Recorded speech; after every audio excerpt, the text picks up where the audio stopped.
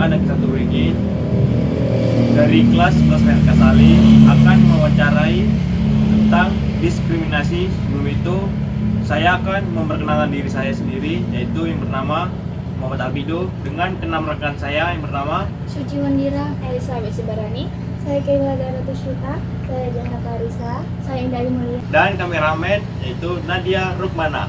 Dan sebelum lanjut untuk mewawancarai narasumber, kita akan kenalan dulu terhadap narasumber. Oke Ibu, silakan untuk memperkenalkan diri. halo, nama saya dengan Ibu Magdalena Purba. Saya tinggal di Pasar 1, Desa Karanganyar. Selamat siang Ibu. Iya. Kami dari Raden Satu Beringin, siswa kelas 11 Raden Kasali, akan mewawancarai Ibu tentang diskriminasi yang ada di sekitar kita ya. Jadi yang pertama akan ditanyakan oleh rekan saya, yaitu Jara. Oke Jara, silakan.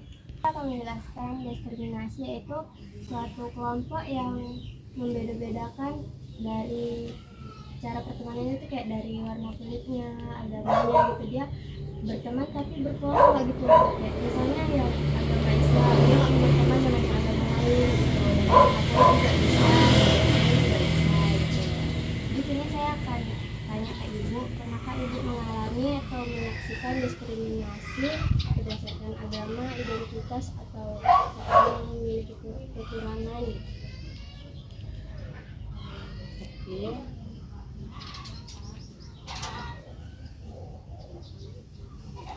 Apakah Ibu pernah merasa diperlakukan tidak adil atau tidak dihormati karena ras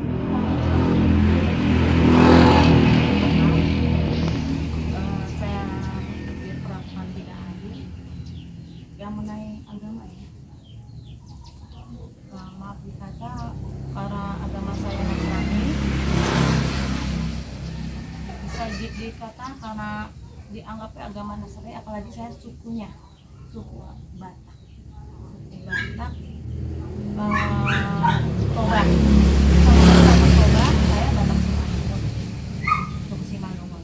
Dianggapnya ya ada kita memakan sesuatu ya yang dianggap haram untuk yang kaum mayoritas, tapi tidak semua. Kalau suku Batak, terutama yang Nasrani itu memakan sesuatu itu. Nah, misalnya maaf kata ya, bisa disebutkan hewan anjing ya kan, atau babi, binatang babi ya. Itu enggak semuanya. Seperti Aven itu mayoritas lebih fanatik dari yang agama mayoritas. Dia tidak boleh minum kopi, teh, itu tidak boleh, air putih.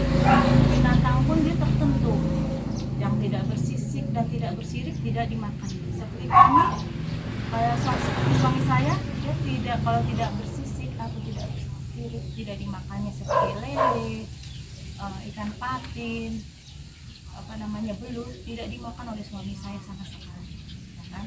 Karena itu memang ada diharamkan di kami ya kan, ada diharamkan. Tapi itu tidak digembarkan secara umum. Kita pribadi kita aja, kita kalau mau niatnya bersih badan kita, itu kita diri kita sendiri aja. Untuk karakteristik yang lain, ya itu tadi yang agama tergantung kitanya juga ya. Pernah saya Batak waktu kecil lah. Kemarin pun saya di tempat saya kuliah pun ada di sekat-sekat. Tapi ya saya masuk, orang itu masuk, itu mereka akhirnya masuk ke saya, malah pengen kelompok-kelompok, masuk kelompok belajar kuliah itu, ada pembagian kelompok pembelajaran. Mereka jadi saya mau berbaur ke yang agama lain, berbaur situ. Kebenaran dari teman-teman saya itu ada namanya agama Muslim, agama Buddha, Hindu pun ada. Mereka mau jadi berbaur. Tergantung kita pribadi, kita mau berbaur nggak sama orang itu. Memang ada yang menerima, ada yang tidak menerima. Ya kalau yang menerima ya welcome. Kita kan tidak memandang suku agama, kita mau berbaur untuk itulah yang berkarakteristik itu. Untuk semua karakteristik itu harus kita jalani, jadi tidak ada perbedaan supaya kita hidup di dunia ini aman, tentram, damai. ke pertanyaan ketiga. Apa upaya Ibu untuk meminimalisir kasus tersebut?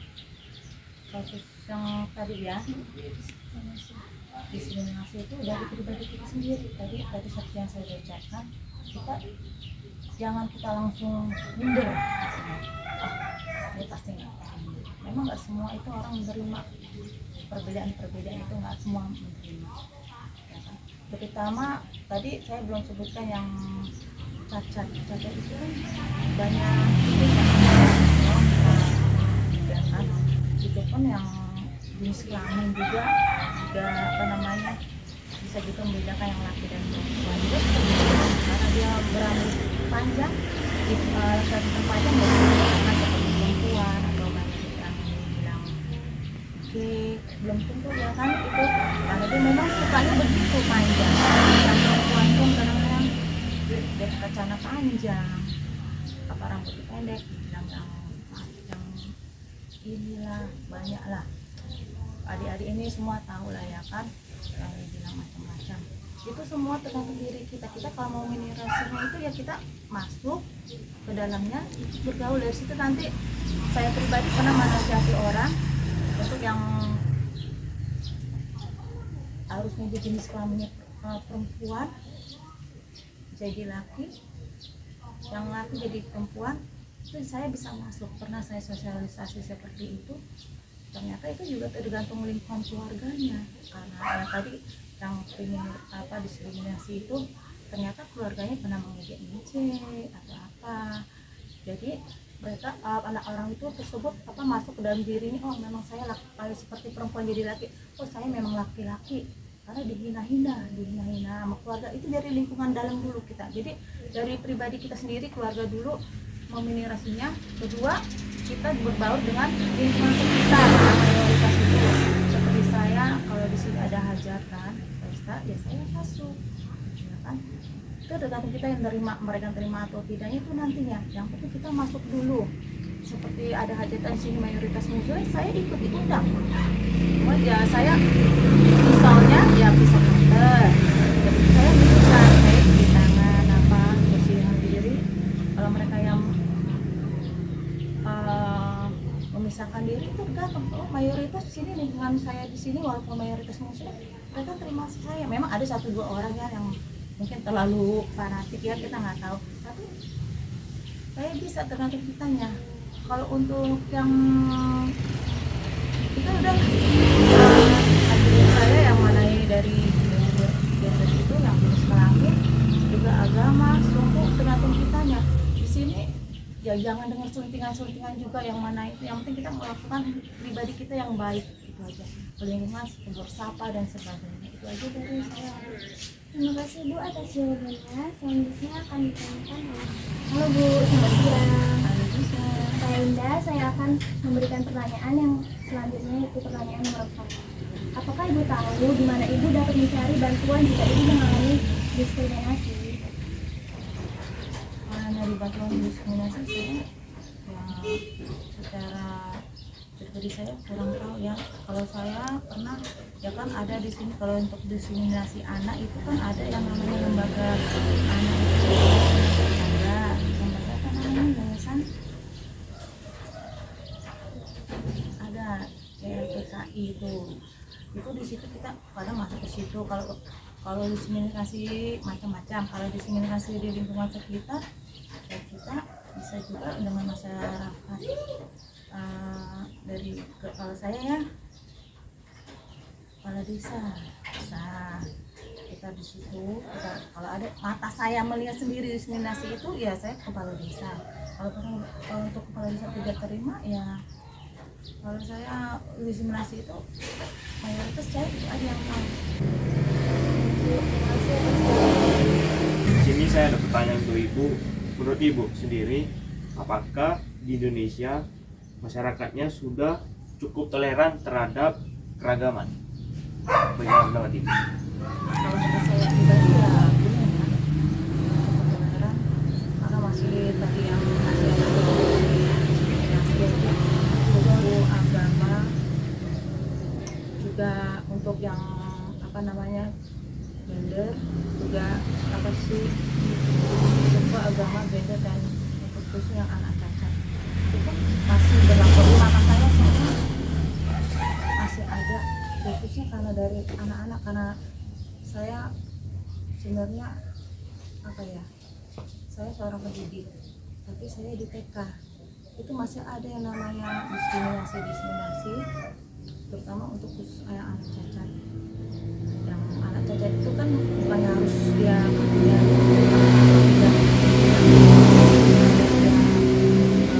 pemalasan atau apa namanya aktif itu bisa juga ada pembulian, apalagi kalau misalnya dia sudah tidak, orang tuanya broken home, itu banyak pembulian itu harus dari awal itu harus benar-benar kita harus kita perhatikan dari kecil. Itu diskriminasi itu seperti saya, mayoritas anaknya mungkin karena memang orang tuanya pekerja ya, jadi itu banyak pembulian, dihina-hina, dikucilkan. Dari situlah saya sebagai orang pendidik yang memegang peran di situ, kita membimbing, mendampinginya anak tersebut, dan juga bisa juga pembulian kita dengan cara ya pendekatan ke orang tua, apalagi orang tuanya yang kalau tidak ada orang tuanya ya walinya lah. Dari situlah kita jadi pendekatan. Itu yang selama ini saya lakukan ya, saya adalah kemajuan pada anak itu. Jadi anak itu tidak minder, tidak disisihkan, dia mereka mau berbaur dan sebagainya. Jadi itu kalau untuk diskriminasi dari pribadi kita sendiri. Baik Ibu, terima kasih atas jawabannya. Tanya selanjutnya akan dibacakan oleh teman saya. Masih Ibu, saya dari sebenarnya bagaimana menurut Ibu hukuman di Indonesia mengenai perlindungan untuk orang-orang yang terdiskriminasi? Hukumannya, maksudnya bagaimananya itu apa sudah berjalan? Kalau hukuman untuk orang-orang yang mendiskriminasi itu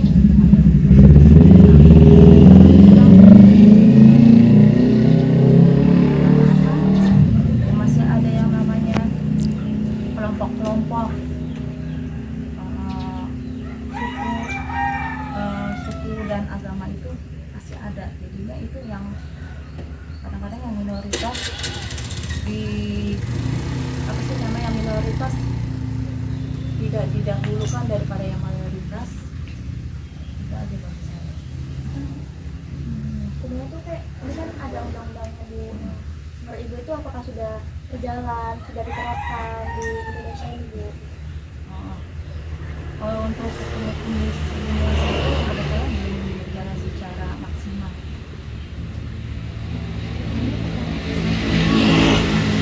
Selamat siang Bu, saya di sini akan bertanya bagaimana Ibu dapat menentang diskriminasi ketika Ibu melihat kejadian tersebut? Ini kan ya, kalau saya sendiri terjadi diskriminasi yang saya lihat langsung, ya kita langsung terjun lah. Kalau menurut saya itu langsung terjun. Seperti yang tadi saya bilang tentang ada yang cacat.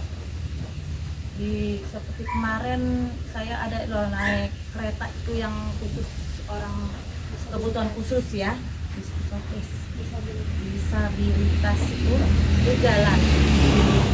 Jadi orangnya itu selingkuh ini nyalip, ya kan? Nyalip.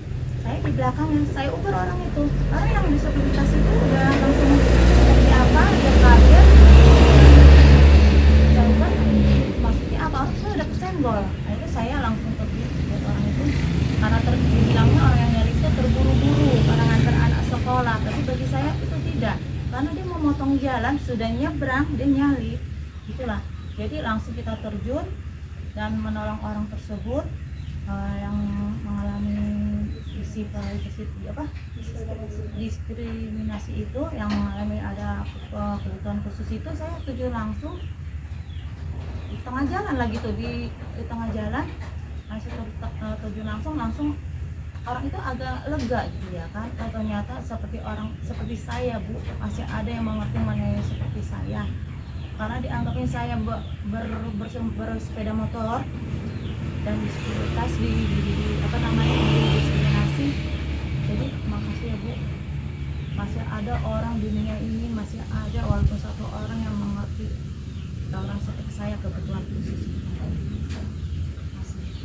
terima kasih.